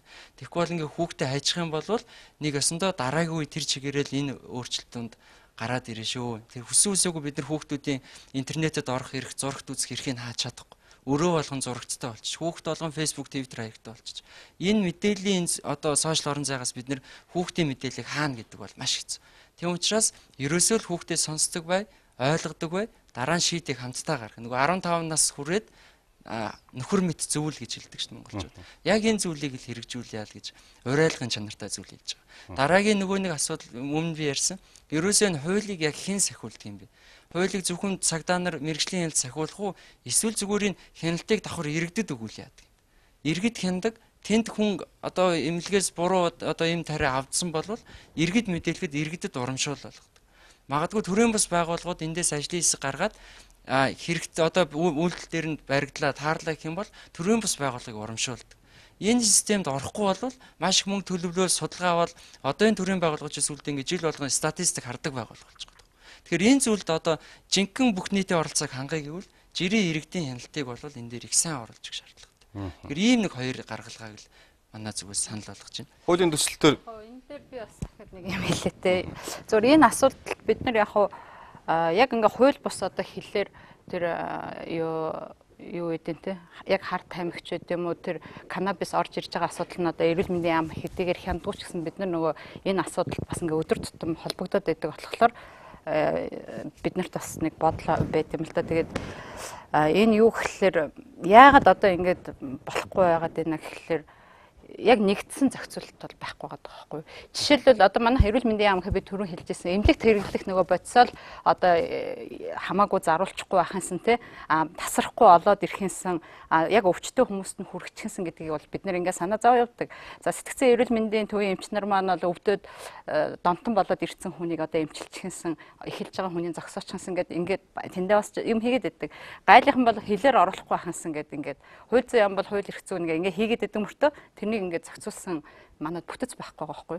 Гэтэл яадгүй гэхээр аюу олон орнуудад тийм бүтэц байдаг. Одоо жишээлбэл 1-2 жилийн өмнө нөгөө Оросын энэ хар тамхи масуултаа тэмцэх хорооныхан иржсэн. Тэр уулзалтанд бас л ингээд бидний хүмүүс ингээд очиод уулзж хахад 1800 хүнтэй том алба ажиллаж байгаа байхгүй юу? Японд гэхэд болохоор бас бүр ингээ хүчний байгууллагын хэмжээний алба ажиллаж байдаг жишээтэй. За Тайландд яваад ирсэн одоо энэ саяын энэ мансуурлах бодисын хуулийн дээр ажиллаж байгаа хүмүүс ярьж байгаа юм. Тайландд яваад ирсэн хүмүүс юу гэж юм гэхэлэр тэнд болохоор бас ийм зохицуулалтын нэгдсэн зохицуулалтыг хийдэг хороо байна гэдэг ингээд байж байгаа. Гэтэл одоо манай хуулийн дээр нөгөө мансуурлах бодисын юу сэтгэл нөлөөт бодисын эргэлтийг зохицуулдаг орон тооны бус хороо гэдэг хороо байгаа байхгүй. Тэгэхээр тэр хороо маань орон тооны бусдал юм чи орон тооны бус хаяа нэг жилд нэг 3-4 удаа л хуралдахаас илүү гарахгүй. Хуралдахаараа нэг гарах гэж байгаа 4 журмаа хилцдэг ч юм уу ингээд өнгөрчдөг. Гэтэл энийг яг хариуцсан тийм юу субъект бол байх хэрэгтэй байгаа байхгүй.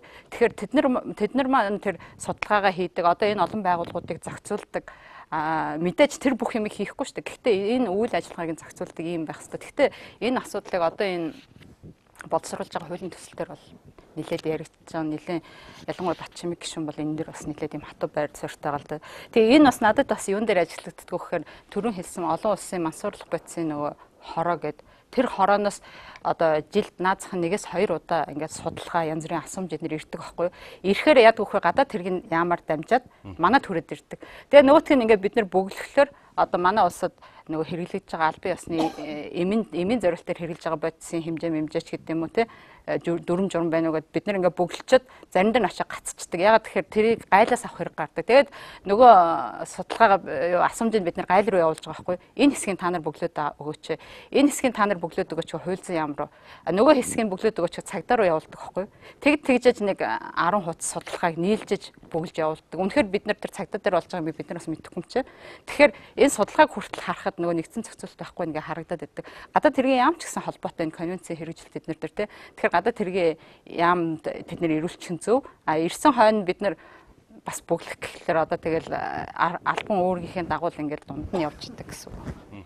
Ток шоу үргэлжилж байна. Өнөөдөр манай студид оюутан залуучууд сурагчид хүрэлцэн ирсэн байгаа. Тэгэхээр сурагчдаас, оюутнуудаас, энд ирсэн зочдоос бас асуулт асууя гэсэн хүсэлтийг сая тавьсан байгаа. Тэгэхээр асуултаа тавьцгаах уу? За, энэ орой мэндийг хүргэе.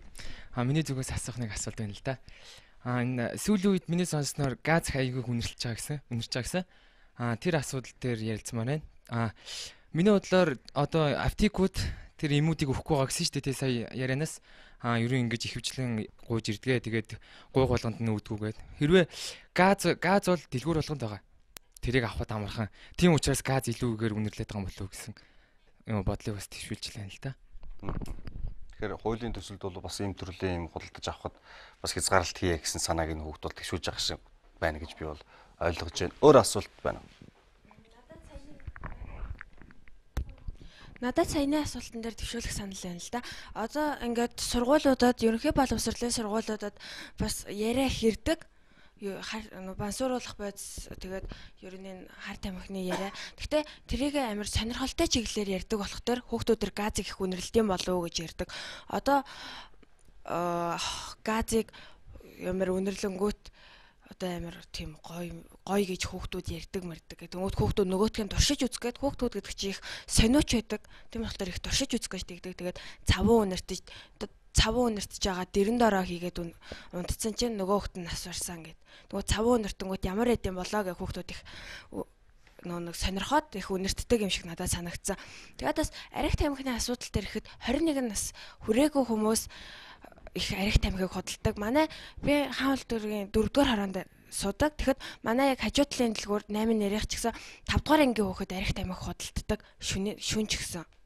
Тэр нь их надад яг тийм нэг тийм амар тийм хараа хяналтгүй санагддаг. Тэгэхээр энэ ер нь дэлхийн эрүүл мэндийн байгууллагын чиглэл, манай эрүүл мэндийн яамны чиглэл юу гэдэг вэ гэхээр нэгэнт одоо өвдсөн хойно нараас нь гүйх биш эмчлэх гэж өмнө нь одоо 100% урьдчилан сэргийлэх үйл ажиллагааг бол явуулах одоо энэ бодлого чиглэлийг бол төвшүүлж ажиллаж байгаа. Энэ дээр юу гэхээр ер нь донтолт гэдэг бол маш олон төрөл идэх л да. Дэлхийд дээр 600 мянган төрлийн одоо донтолт үүсгдэг зүйлүүд байдаг гэж үздэг байхгүй. Энэ дотроо яг хөөхөр зан үйлийн одоо шалтгаантай ч гэдэг юм уу. Мөн одоо бид нэр ярилцаад байгаа энэ мансууруулах болон сэтгэц эм бодисын одоо шалтгаан ч гэдэг юм олон янз байдаг.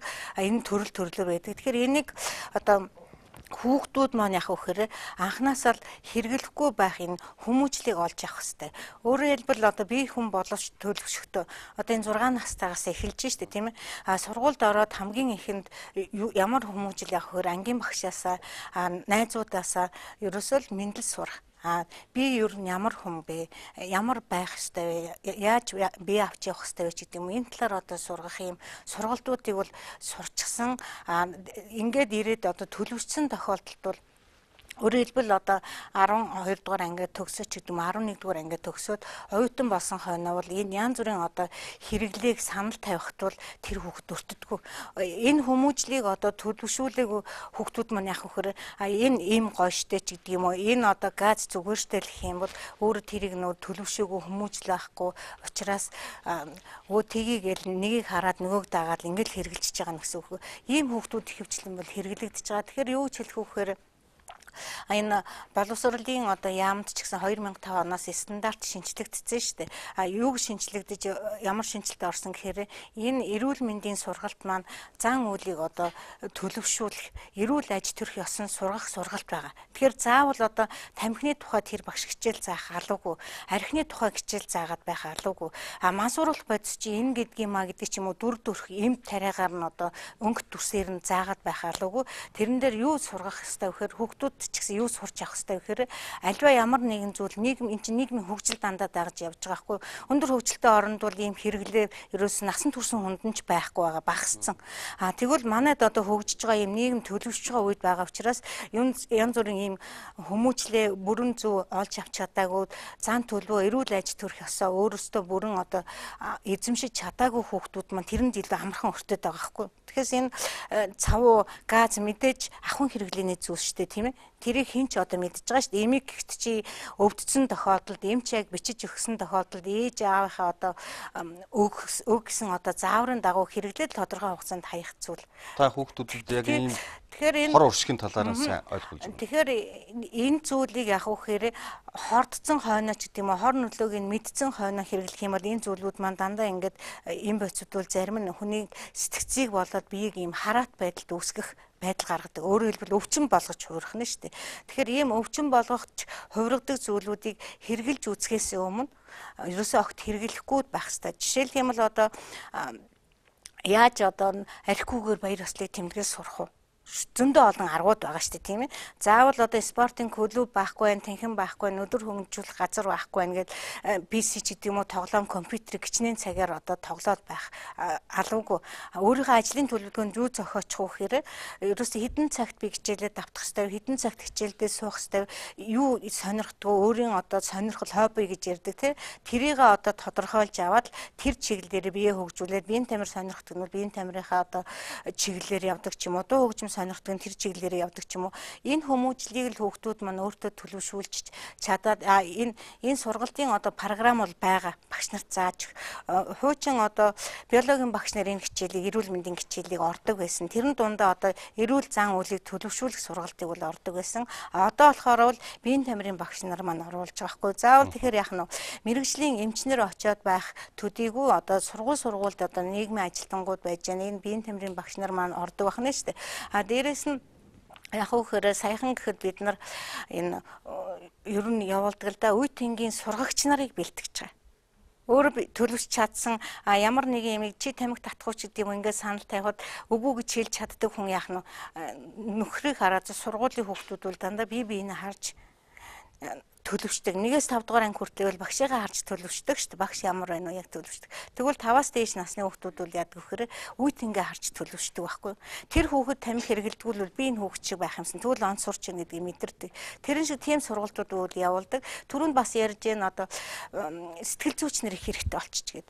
Энэ бол үнэхээр хэрэгтэй байгаа. Тэгэхээр бид нар манай одоо сэтгцийн эрүүл мэндийн үндэсний төвөөс юу хийсэн бэхээр Баянзүрх дүүргийн одоо 84-р сургууль дээр бүр сэтгэл зүйн кабинет байгуулад тэнд одоо тодорхой өөрсдийнх нь нийгмийн ажилтнуудыг бэлтгэхэд яаж зөвлөгөө өгөх вэ? Ямар асуудалтай хүмүүс энэ хаалгыг татах хэрэгтэй гэдэг бүр кабинет одоо өнгөрсөн жил бол одоо кабинет буюу тийм сэтгэл зүйн төвийг нээсэн. За мөн одоо 94-р сургуулийн гэхэд бүх тэр сургуулийн одоо нийгмийн ажилтан гэж байгаа шүү дээ. Тэднэрт бас тодорхой хэмжээний сургалтуудыг явуулсан ч гэх юм. Ингээд нийгмийн ажилтангуудаараа дамжуулаад сэтгэл зүйч гэж бас байгаа шүү дээ. Эднэрээрээ дамжуулаад хүүхдүүддээ энэ эрүүл аж төрх боловсролыг бол олгож байгаа. Энийг дундуур хийгээр ингээд буруу яваад байгаа тохиолдлын хүүхдүүд маань өөрөөр хэлбэл зөв төлөвч чадаагүй хүүхдийн буруу зүйлүүдийг хэрэгж буруу зуршилтай болгодог. За тэндээс нэг эднээс асуулт авчаа тэгээд. Асуулт асуух ёстой. Тэнд байна уу? За. Юуны түүний өмнө телевиз үзэгчдээ энэ өдрийн мэндийг хүргэе. Тэгээд эрүүл мэндийн яамны мөнх дэлгэрэгчээс нэг асуултыг тодруулан асуумаар байна. Түрүүн мансууруулах бодисыг эмчилгээний журмаар ашиглаж байгаа гэж хэлсэн. Тэгвэл жишээ татах юм бол жишээ нь морфин хорт тавдрын эсрэг нөгөө мэдээгүйжүүлж одоо өвчнийг намдаадаг мөн одоо мэс цэцлийн үед хүнд мэс цэцлийн үед хэрэгэлдэг. Тэгвэл морфин мэн өөрөө эргээгээд 5-6 цагийн дараа нэхэл үүсгдэг шүү дээ. Тэгвэл бол одоо тэр мэн өөрөө 100% одоо донтохгүй байх одоо эрэг баталгаа өгч чадах уу? Дараа нь тэр хүн ямар нэгэн зүйлээ мансууруулах бодисонд одоо донтох ч юм уу тийм зүйл зам руу орох магадлал хэр байд юм бэ? 100% юм уу зөв гарч юм уу эмчилгээний дээр зөв гарч юм уу гэдгийг тодруулж өгөө шүү дээ. За яг одоохондоо бол яг саяын хэлдгээр нөгөө хорт тавдрын одоо хамгийн сүүлийн шатанд хөнгөвчлөх хэмжлэг гэж ярьдаг шүү дээ. Тэр хүнийг одоо өвдөд зовоохгүйгээр байлгах энэ нь бол хамгийн гол хэрэгжилж байгаа. За тэгээ маш цөөхөн тохиолдолд бол морфиныг өвчин намдах нөгөө бусад өвчин намдах хэрэгэлдэг. Тэгэхээр энэ хөнгөвчлөх хэмжлэгэнд хэрэгжилж ийн гэдэг маань бол үндсэндээ одоо яг нөгөө эдгэх хэмжлэг биш. Тэр хүнийг аль болохоор одоо зовоохгүй амгалан амьдралынхын сүүлийн шатыг одоо чанартай байлгах гэсэн ийм эмчилгээнд хэрэгжилж байгаа. Тэгэхээр одоо харахандаа хүн төрөлхтөн энийг давсан илүү ийм сайн юмыг бол бас одоохондоо олоогүй байна л да. Хэдийгээр синтетикийн гаралтай бусад бодисод байлаа ч гэсэн бас морфиныг хэмжээнд хүрэхээр биш. Гэхдээ энэ морфиныг одоо хөнгөвчлөх хэмжлэгэнд хэрэглэх бусад одоо өвдөлтийн шок гэж ярьдаг. Энэ үед хэрэглэхэд одоо мөрдөх тийм эмчилгээний нөгөө стандарт удирдамж гэж байдаг. Тэнд бол яг тодорхой хэмжээгээр яг бас өвдөлтийг намдаахгүй бол тэр маань өөрөө нөгөө шок болоод буцаад нөгөө хүн маань шокороо нас орох хүртэл тохиолдол байдаг учраас яг тэр тодорхой онцгой үед нь хэрэглээд цааш нь одоо донтохгүй бусад эмээр солиод хэрэглэх хэдмэрч гэдэг юм ингээд янз янзын эмчилгээний тактик байгаа л да. Тэгэхээр тэрнийг л маш сайн мөрдөх хэрэгтэй. Гэхдээ бас тийм тохиолдлууд байдаг. Үнэхээр ялангуяа нөгөө мэс заслын дараах маш их өвчлөлийн үед морфин хэрэглээд тэрнийг эмч маань одоо бас зөв хянд чадаагүйгаас болоод донтчих бас тийм юмнууд бол байдаг л да. Тэгэхээр энэ бол тэр стандартыг хэр зэрэг мөрдөхтэй холбоотой. Бид энд нэг хүнээс бас сурвалжлага авсан байгаа. Юу гэхээр хар тамхинд өөрөө бас тодорхой хугацаанд хар тамхи хэрэглээд нэлээд бас хамааралтай болсон хүн байгаа. Тэгэхээр ойдын сурагчдын үзэгчид та бүхэн бас энэ хүний ярианаас бас нэлээд зүйлийг ойлгох байх гэж бодсон. Тэгэхээр тэр ярианд анхаарлаа хандуулъя. Үед бол урд хай төвшөөс маш их орж ирж байгаа. Тэр нь сүүлийн үед залуучууд ч маш их хэрэгжилж байна. Гаднаас хараад бол хэрэгэлдэг гэдэг нь мэддэхгүй л дээ. Одоо сүүлийн үед бол томчууд ч гэсэн саваа бодож ирнэ. Мерцээр гадуур ер нь хайж авч хэрэгжилж байгаа шиг байна. Ер нь эрүүл мэндийн яамч гэсэн энэ талын хүмүүсээ хөсөр хайчдаг ерөөсөө хүний танаас асчдаг. Жишээ нь 5 жил болох юм бол Монголоор нь дийлдэхгүй байгаа. Эрдэнэ шиг арга хэмжээ авахгүй. Миний төгөөс харснаар бол тийм л би бол багтаа залуу ахтаа германд ахтаа л ер нь тийм байсан. Манай нөхөр герман хэрэгэлдэг байсан. Одоо альва нэг томхон шиг дунд зэргийн буудлаа бааруудаа өөрчлөгч нараас та нар асуудаг үзгүй ерөөсөө хог зэрлэхэд хогийн самнаас тусвал самнаас бол найдвартай нэг шприц зүүд хариур гардаг. Эсвэл хэрэгжилж байгаа тэр шитаасан тэр гэлэр цаас мас сурвалмруулаа хийсэн саруулнуул гардаг. Эмчилгээнд орё гэж ерөөсөө ихэнх эмчилгээнд орё гэж боддог. Ихэнх хүмүүс тэгж боддог боловч тийм манайхаас тийм зохицуулт алга шүү дээ. Эрүүл мэндийн яамаа мол анхаарч болохоор л цаанаас нь төсөв өрн гаргаад энэ талын байгууллага бол байгаа шүү дээ. Хар тамхитай тэмцэх байгууллага нийгэмлэг. Энэ нийгэмлэгт төсөв мөнгө өгөх юм бол энэ нийгэмлэг тэр хүмүүсээ эмчлүүлэх төсөв мөнгөөс нь тусгаж яагаад болдгоо юм бэ? Эсвэл бүр өсөр хаяад энэ тал чинь улмал ингээд даймжраад улмал ингээд зах зээлтэй болно гэсэн. Улмал сүлжээнд ороод шүү дээ. Хангар бол тэр дээр нь туснаа эмчилгээнд орё гэж зөндөө хүмүүс байдаг. Тэгээд бид нар чинь эмчилгээ хийх газар нь алга шүү дээ. Тэр дээр төр зэсэг анхаарч байгаа, эрүүл мэндийн яам анхаарч байгаа газар алга байна. Эмчилгээ нь хамгаалуулаад тэр чинь дасан зогсоогоод ирвэл бас юм чи хандаа шүү дээ. За энэ хүн бол өөрөө ингэж ярьж байна л да. Тэгэхээр энэ хүний ярианаас би хоёр хүн дээрээс асуумаар байгаа. Юу гэхээр сүүлийн үед бол буудал бар цэнгэний газар гэдэг. За энэ дээр ч гэсэндээ одоо тэр нэг хэрэглэгчийн судалгаа гэдэг худалдаа холбоо цэнгэнт газрыг мэддэг байдал гэдэг нэг график гарах байх. Тэгэхээр юу гэхээр ихэвчлэн хувь хүмүүсээс авдаг байна. Мөн сулгаанд оролцсон хүмүүсийн тийм юм зардаг баар цэнгэний газар байна уу гэж асуухад судалгаанд оролцсон хүмүүсээс 42% нь мэднэ гэж асуусан баг. Хариулсан баг. За энэ бол хувь хүмүүсээс авсан байд нь бол энэ дээр гарч байна. Бид нар тоо хувь бол тавиг мэдээж бол ийм өндөр байна. Тэгэхээр Улсын мөрдөн бодисын газраас асуумаар байна л да. Яг ийм хүмүүс жишээлх юм бол хамралтай болцсон. Одоо энэ хүмүүс бол жишээлх юм бол тодорхой хэмжээгээр өдөрт бага хэмжээгээр хэрэглэхгүй бол байж чадахгүй болцсон. Одоо өөр гарыг гэж боддог болооч одоо би организм тэрнтэй бүр ингээд дасан зогсцооч маш их зүй байдал байдаг гэж. Тэгээд тийм газруудыг бас мэддэг гэж байгаа байхгүй. Тэгэхээр ийм хүмүүсийг одоо яах вэ? Мэдээж бол сэтгцэн эрүүл мэндийн төвд бол хамаар хариалагдаад энэ хүмүүсийг бол эмчлэх гэж явж байгаа. Гэтэл энэ хүү ярьж шít улам сүлжээнд орж байна. Бараг 5 жил болоход бол мэдэхгүй бол нэлээд хэцүү байдалд орох юм шиг байна. Баг дээр нь дарж амраад өөрөө маш хүнд байдалд орж байгаа учраас санаа зовоод шít. Өнөөдрийн байдлаар мөрдөн байцлын шатанд харт тамхи мансууруулах үед сэргэлсэн. Үнийг бол яг цуснаас болон шийстэй шинжилгээ авахд бол манайхаар бол энэ хүн хэрэгэлсэн байна гэсэн албан ёсны дүгнэлт бол гарч ирэх шинжилгээ хийж бол тогтоож чадахгүй байгаа шүү дээ. Яг шинжилгээний хүрээлэн бол тийм учраас тэр хүнийг бол яг өнөөдрийн байдлаар бид нар хэрэгэлсэн гэдгийг нотлохоор бол үнэхээр дутмаг байгаа. Энэ хүн хэрэгэлсэн гэдгийг бол зүгээр өнөөдрийн байдлаар нотлохоор гэдэг энэ хүний карманаас гэдэг юм уу тэр хэрэгэлсэн шиприй гэдэг юм уу одоо тэр хэрэгэлсэн хэрэглүүр гэдэг юм уу тэндээс бидний шинжилгээ авч дүгнэлт гаргуулж за энэ хэрэглүүрээс канабис юм уу канабидол гэдэг юм уу мансууруулах хүсрэлийн тийм метал витамины бодисууд илэрж тэр хүнийг бол нотлох хөрөмтөөр юу яадаг ялдаг мөрдөн байцлалтай ажиллагаа явуулдаг яг одоогийн байдлаар бол баар цэнгэний газараас шиприз тэр хэрэгэлсэн бодис гэж илэрдэг л гэдэг яг зөвөр энэ тодорхой нэг улсууд ярьдаг л да. Бид нар тодорхой хэмжээний мэдээллийн дагуу мөрдөн байцлалтай ажиллагаа шалгалтын нэгжлэг үзлэг бол хийдэг. Яг өнөөдрийн байдлаар яг нэг хэрэгэлсэн улсууд бол ингэж ярьдаг мөртлөө мэдүүлгээс буцах гэдэг юм уу. Бас нэг дахиад энэ юмыг хэрэглэхийн тулд гэдэг юм өөр хүний бас зааж өгөх гэдэг юм уу. Бас нэг тийм байдлууд илэрж тогтоогдсон байдیں۔ Яг цаашдаа зүгээр энэ улсуудыг бол эмчлэх урдсан зэрэглэл талаар бол сэтгцийн эрүүл мэндийн нэгдэл гэдэг юм уу зүгээр тийм эмнэлгүүд бол ажиллагаа хийх шаардлагатай л гэж боддог. Зүгээр мөрдөн байцлын шатанд энэ хэрэгжилж байгаа улсууд мэдүүлэхдээ бол яг сэтгцийн эмнэлэгт очиод яг ямар эмчилгээ хийдэг вөхөр ерөөсөө л унтуулдаг тариаг л унтуулдаг. Зүгээр яг сэтгцийн яг тэр нөгөө сэтгэл зүйн талаас эмчилгээ хийх үү тийм юм бол огт хийдэг. Гарч ирээл ерөөсөө буцаал нөгөөдөгтөө донтоол орчдөг. Хэрэгэлцэн хүмүүс за яг ингэж байна л да энэ мэдчлэн ингээ хэрэгэлдэг хүмүүс нь. Гэтэл тэрийг авчираад тэр хүнд өгөөд байгаа хүмүүс байна та.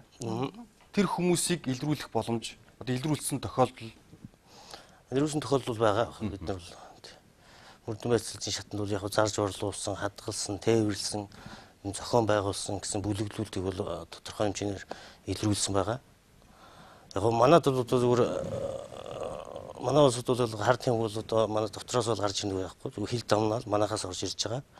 Тэгэхээр бол энэ гайлын шалгалтыг бол бид нар бол маш чангадгаж гайлын байгууллагатай хамтран ажиллах хэрэгтэй. Тэгэхээр гайлын ажилт бол яг одоогийн байдлаар 8 хил илэрсэн гэж ярьж л байгаа л да. Тэгэхээр мөрдөн байцлын шатанд одоо бид шалгаад явах бол хил давсан, тээвэрлсэн хэргийг бол зүгээр 43 холбогдогчтой татамжтай доогоор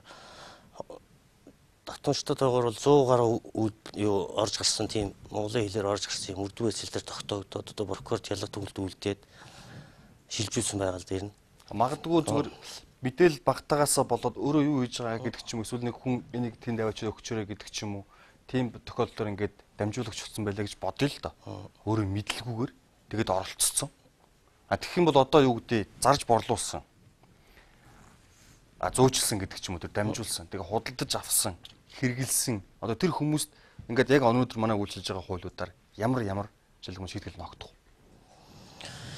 За тээвэрлсэн, зарж урлуулсан гэж байгаа. Тэр яг тодорхой хэмжээний бол зохион байгуулалтын бүлэг гэхээр бол хуулийн санкц нь бол арай хүндрээ явчихна. Эрүүл мэндийн 188-ын 4, 192-ын 3-ын 4, 3-ын 5 гэл 10-аас 15 жил 20 жил хүртэл тийм хорих ялтай.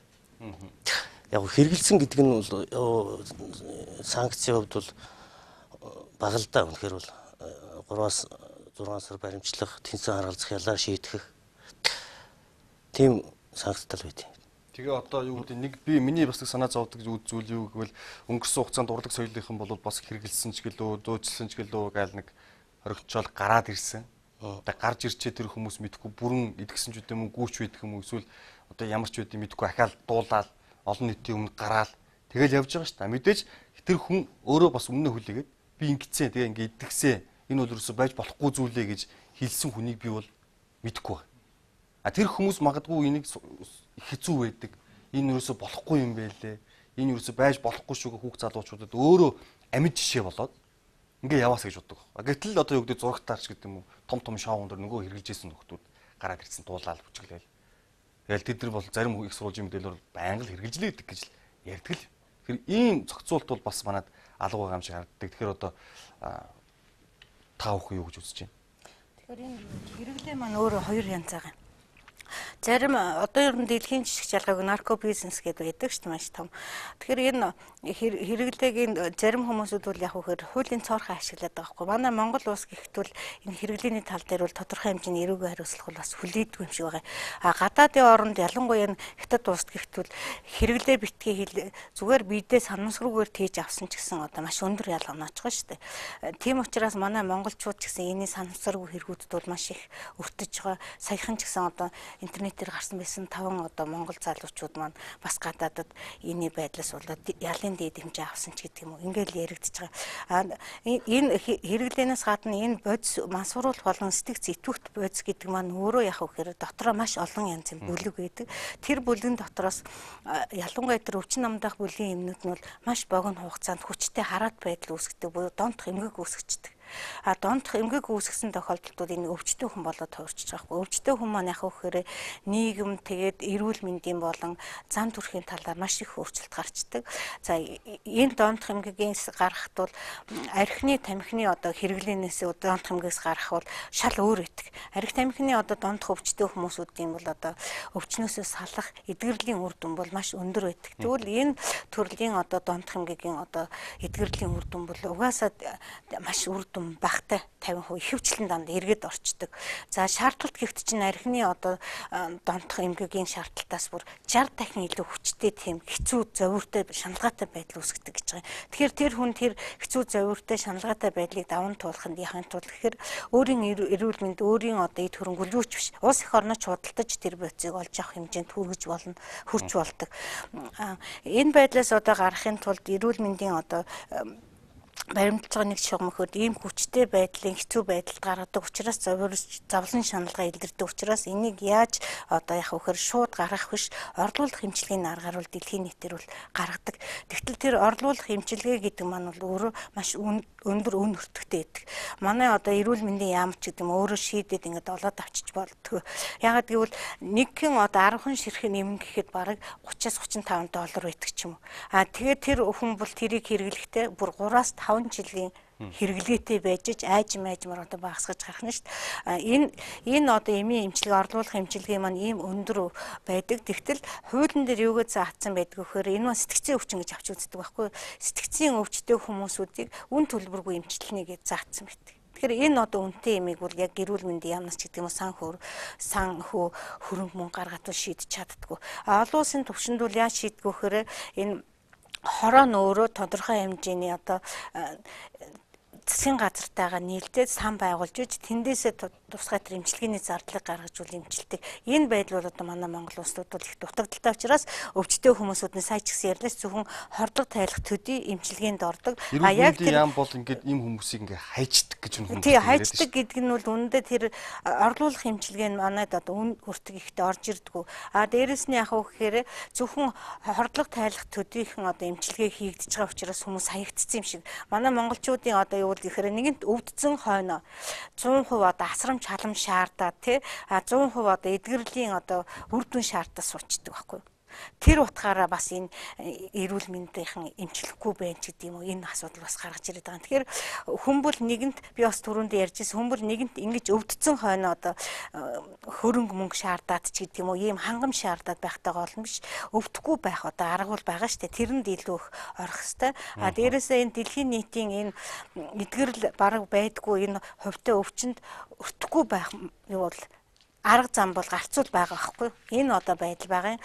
За энэ дараагийн нэг асуудал юу гэхээр энэ дээр үндэслээд энэ маань өөрөө дандаа нийгэмдээ илүү байдаг гэж байгаа шүү дээ. Нэг хэрэглэгчийн цаан ч юм уу дандаа нуугдж идэг нөгөө хэрэглэгч хүмүүс үнд бие биендээ нууж идэг. Бие биендээ хэрэглээг дандаа дамжуулж байдаг. Тэр утгаараа яах вэ гэхээр энэ хор хөнөөлийг бууруулах ч гэдэг юм уу тодорхой төсөл хөтөлбөр хэрэгжиж явагдах хэвээр улс оронд энэ хор хөнөөлийг бууруулах төсөл хөтөлбөр нь бол дандаа төрийн бас байгууллагуудыг төвшгөлж идэг. Өөрөөр хэлбэл тэр хүн би ийм юм хэрэгэлдэг гэж хизээч манайд ханддаг байхгүй. Энэ төрлийн одоо донтох эмэгтэй хүмүүс. Энэсээ би яас салах уу чандахгүй нэ харин яаж олж авах уу гэдгээл бодоод явж идэг. Тэгэхээр энэ хор хөнөөлийг бууруулах төслийн шугамар одоо төрийн бас байгууллагууд маань нийгэм дотор хурц ажил тэднийг айжмаар одоо хамгийн түрүүнд яд хэрвээ суцаар тарж хэрэгэлдэг юм бол зүү шприц нь хангаж өгөх маягаар ингэж гад нөгөө хүн өөртөө татаа шинжилгээнд оруулдаг ч юм уу хэрэглэхгүй байх одоо талаар энэс нь гарах арга замын талаар эмнэлэгт хүргэж өгдөг ингэж холбоо бас шүлжээвэл байхгүй ажиллахгүй байгаа. Энэтэй холбоотой энэ өвчтнүүд маань яах вэ гэхээр намайг тоохгүй нийгмийн юу болгоход ажиллана гэдэг юмд яригдчих байгаа. Тогсронгой танаа байгууллага жишээлх юм бол одоо хаанаас санхүүжиж одоо энэ үйл ажиллагаагаа явуулах уу? Ийм төрөл одоо ингээд хамааралтай болсон хүмүүстээр яг ямар үйл ажиллагаа явуулж байна? За манай байгууллага 2005 оноос эхлээд Global Fund дохсургийн төслийн хүрээнд судсаар хар тамхи хэрэглэдэг хүмүүстэй ажиллаж эхэлсэн. За эхлээд бид нар 6 хүнтэй байсан. Одоо бол 100 гарчаа явж байгаа. Тэгээ энэ хүмүүстэй бид нар хүрэх одоо юу бол байхгүй. Сүүлийн одоо 2 жил бол төсөл хөтөлбөргүй явж байгаа. Тэгээ одоо энэ хүмүүст зүгээр л байгаа байдлаараа л бид нар одоо сэтгэл зүйн зөвлөгөө өн төлбөргүй өгөх ч юм уу, зүй тариурын солилцооны хөтөлбөр, тэгээд бэлгэвч олгох хөтөлбөр гэсэн ийм жоохон жижиг одоо үйл ажиллагаанууд явуулж байгаа. Тэгэхээр энэ маань хэрэглэгчд маань үнэхээр бас таалагдахгүй байгаа байхгүй юу? Ийм хэмээн чинь төлөө бид нар энд ирэх юм уу гэж те ингэж байгаа байхгүй юу. Тэгэхээр цаанаасаа санхүүжилтгүй хөтөлбөргүй явж байгаа учраас энэ хүмүүстэй бас сайн үйлчилж чадахгүй байгаа. Тэгэд төрийн байгууллагууд жишээлх юм бол одоо юу гэдэг нь цохих яам хамгийн газар гэдэг ч юм уу яваад ингээ хамтарч ажиллая барэ гэдэг саналыг тавьдаг. Дараа нь одоо та Мансууруулын үнцэнтэй бас өөрсдийнхөө асуудлыг бас ярих байх гэж байна. Бараг л адилхан л байгаа болов. Тийм бараг адилхан. Яагаад тэгэхээр бид нар их цагаа алдаж явдаг. Гадуур яваад л одоо ингээ санхүүжилт тайна. Олддоггүй. Ер нь хар тамхи яг хэрэгэлдэг хүнд бол өгдөг мөнгөөр нь хүнд байдгүй юм шиг үл. Тийм учраас санхүүжилт олддоггүй. Тэгээ яг хүмүүс маань өөрсдөө одоо гарах гэсэн хүсэлтэй ирдэг. Ерөөсөө би энэндээ залхаж байна. Яа гэхээр энэ хэрэглээтэй хүн ч өөрөө зан үйлээ айгүй олон том эрсдлүүд дагуулж авдаг. Одоо ихэнх шоронд орцсон ч байдаг юм уу те. Тэгээд одоо хүнтэй харьцаж чадахгүй, харьцааны соёл байхгүй ч гэдэг юм уу те. Маш хүчирхийлэл дүртдэг бас. Хүчирхийлэл дүртдэг. Тэгэхээр энэ хүмүүстэй ажиллахад бол айгүй хүнд учраас энэ хүмүүстэй ажилтдаг тийм байгууллага байхгүй байгаа байхгүй юу. Тэгээ ажиллаж байгаа ганц байгууллагатай бол санхүүжилт өгдөг. Тэгээ ингээд энэ байгууллага маань яг тэгээд бас байгаа бололцоогоор оршин тогтнож байгаа. Тэгээ хүмүүстэй бол бид нар за удахгүй та нарт одоо ингээд эмчилгээ орж ирнэ ойл гэж хэлж яадаг. Энэ дэлхийн нийтийн хэмжээнд мэдтэй орлуулах эмчилгээгээд байж байгаа шүү дээ. Тэгээ Global Fund дохсурын төслийн хүрээнд энэний өдөрдөмжийг гаргацсан явж байгаа. Тэгтэл өдөрдөмж нь одоо хүртэл батлагдахгүй тий. Санхүүжилт нь шийдэгдэхгүй ингээл яваад байгаа байхгүй. Тэгээ ч одоо 13 жил болж шүү дээ. Яг энэ асуудлыг тавиад за анх эхлээд би өөрөө энэ урьдчилан сэргийлэх чиглэлээр ажиллаж байсан. Тэгээ Global Fund дохсурын төслийн хүрээнд одоо санал тавьсан учраас яг ийм хар тамхи суцаар тарж хэрэглэдэг хүмүүстэй л ажилдаг. Бусад одоо хэрэглээтэй хүмүүсийг хүлээн авах боломж бол байдаггүй. Танай дээр манай байгууллага гэх юм бол энэ жил нийслэлийн засаг даргын орлогчтой гэрээ хийж ажиллаж байгаа. За ер нь урд нь бас одоо энэ шинэ засаг даргын орлогчтой. Хуучин. Тийм.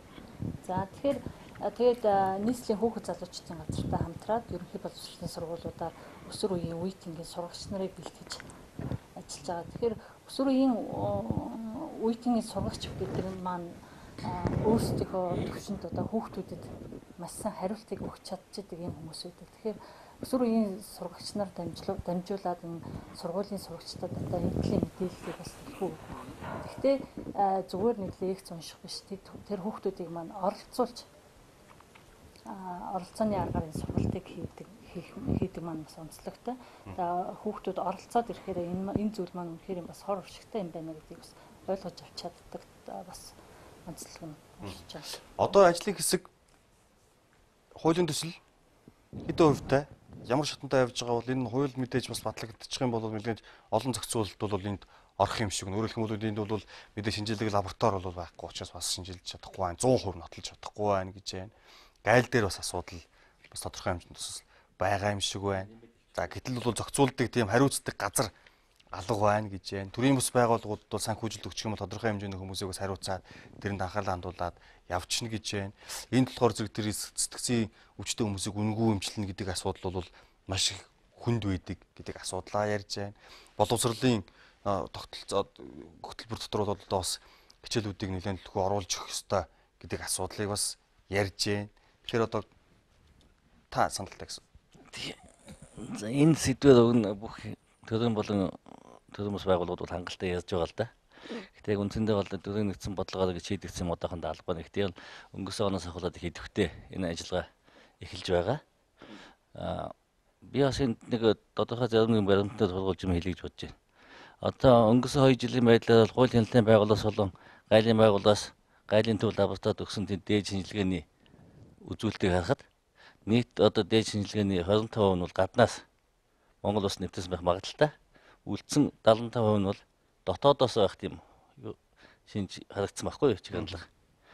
Тийм болохоор энэ үндсэндээ бас ингээд хууль хяналтын байгууллагууд бус хил гайлын асуудлыг бол нийтдээ бол үндсний тийм цогц бодлогоор дотоод гадаад гэсэн хоёр чиглэлээр тийм ээ хяналтынх нь зүйтэй байх гэж бодож байна. Бид бас энэ ганцын тэмцээд бас гайлын байгууллага бол тодорхой сүүлийн тоног төхөөрөмж тий байхгүй бас ингээд гайлын ажилтнууд хоосон гайлын ажилтан багажгүй гайлын ажилтан сүүлийн маш хөгжлийн тий маш их юг авцсан хат аймхны юм төслүүдийг илрүүлэх бас төвхтэй байна. Яг л шингэн байдалд байна тий ном шингээж байна. Тэгэл ийм хэлбэртэй байна. Ялангуяа сүүлийн тэр нэг гарч байгаа гадны мэдээлэл авахд бол одоо ингээд хат аймх гэхэд хаасаа шалгаад гэмт хэрэгтэн болчихно. Тийм болохоор нэг юм эмний байдлаар зохион байгуулагдсан байна л да. Ийм хэлбэртэй. Энэ яд үгээр тэр эмнээс 5-ыг авахд бол яг мансуудлын төвшөнд очдөг байлаа. Тэгэхээр энэ ямар ч хууль хяналтын байгууллага шалгасан очиход ийм л байдаг тийм ээ. Энэ бол тогтоогддог. Хоёрдугаар бол ялангуяа манай нөхөш хятад бол юу яаж юм л да. Дандаа синтетик хэлбэртэй хийж юм л да. Энэ бас муу ялгаагүй химийн бодис хэлбэртэй байна. Энэ усыг одоо та бүхэн сонссон байх манайх гашуун сохоод өмнөх 11 онд тогтоосон меми гэдээ боц байгаа ш тийм ээ. Энэ бол жолооч нэг олон хоног унтуулдаг үст тийм. Тэгэд энэ бол бодит байдал бол химийн л нэг боц байгаа байхгүй юу? Энэ бүх шинжүүд байсан. Тийм болохоор аль талдаа мэргэжлийн байгууллагууд хамтарч уялдаа холбоотой ажиллах зөв гэж боддог л да. Хоёрдугаар талаас энэ усан сэргийлэх чиглэлээр одоо нэгэнд бидний шийдэл ярьж байгаа юм чинь. Ингээд нийт 21 аймаг нийслэлийн 30-аад сургуульд ийм хичээл заасан. Одоо мансуурлын тийм аюул тэгээд хүний бие дэх нөлөөллийн талаар заасан. Тэгэд эндээс бид юу ажигласан вэ гэхээр яг энэ сургуулийн хүүхдүүд оюутнууд маань энэ хат аймагны чиглэлээр мансуурал бодсон чиглэлээр ингээд олон нийтийн телевиз босд үзсэн одоо мэдлэгийн хэмжээнд бол энэ сайн талаас их ойлголттой юм байна л да. Яг л энийг бол их сайхан болдог, тайвширдаг тийм ээ. Ингээд одоо байгаа байдлыг гоё үздэг, жингүүддэг гэл ингээл асуу тийм талаас их биеиндээ ухуулах сайтай юм байна л да. Яг үндсэндээ хол хөнөөллийн талаар бол ойлголт муутай байдаг гэдэг нь яг тэр саяны нийт 2700-д хамрагдсан. Энэ сургалтнаас бол ажиглагдсан л да. Тийм болохоор бид бас ингээд залуу үе тий. Залуу үеч гэдэг юм бас нэг бидний насны ч тийм л ойлголттой байдаг юм. Дандаа биеиндээ сайн талаас нь тий. Биеиндээ ойлголцсон байдаг. Хамгийн гол нь бид чинь усан сэргийлэх чиглэлээр бол энэ хол хөнөөл энийг уугаад хэрэгэлсэн ямар байдалд очтгийг гэдлээс нь залуучуудаа, өөх залуучуудаа сайн таниулах нь зөв юм болов уу гэж бодож байна л да. За тэгэхээр нэвтрүүлгийн цаг бол дуусах тийшээ хандаж байна. Ерөнхийдөө дүгнэлээд бүгдээрээ та бүхний ярьсан дээрээс надад юу бодогдож байна гэвэл нэгдсэн зохион байгуулалтанд орох хэрэгтэй юм байна. Энэ төрийн болон төрийн бус байгууллагуудыг бас нэгтгэж өгөх хэрэгтэй юм. Хууль эрх зүйн орчноо бас шинжлэх хэрэгтэй юм байна. За ялангуяа одоо улсын хурлын гишүүн Батчимг одоо үзэж байгаа бол энэ хуулийн төсөл дээр ажиллаж байгаа ажлын хэсгийг нэлээд шамдуулаад энэ хуулийг нэлээд түргэн гаргаад тэгээд холбогдох байгууллагууд нь хэрвээ байгуулдаг бол засаг бол эмхлэгдэж амжааг байгаа учраас бас амжуулаад нэг юг байгуулж бас байж болох хугацаа байна. Тэгэхээр энийг ингээ байгуулад мөнгө төгрөг өгдөг газарт нь өгөө дэмждэг газрын дэмжээд дээрэс нь ирээдүйн хойч үе болсон залуучуудад олон нийтэд энэ сөрөг мэдээлэл сөрөг гэж одоо юу байх вэ? Ерөнхийдөө бодит мэдээллийг өгөх хэрэгтэй юм байна гэдэг дүгнэлтийг би бол хийж байна. Тэгэхээр өнөөдөр манай студид хүрэлцэн ирсэн нийт зочдод баярлалаа. Тэгэхээр манай студид хүрэлцэн ирсэн бас оюутан сурагчтай баярлалаа үзэгчтэй ингээд нүүд шийдэл ток шоу өнөөдөр үзэгч та бүхэнд хүрлээ. Тэгэхээр ирэх бүр гарагт ирэх уулзъя. Баярлалаа.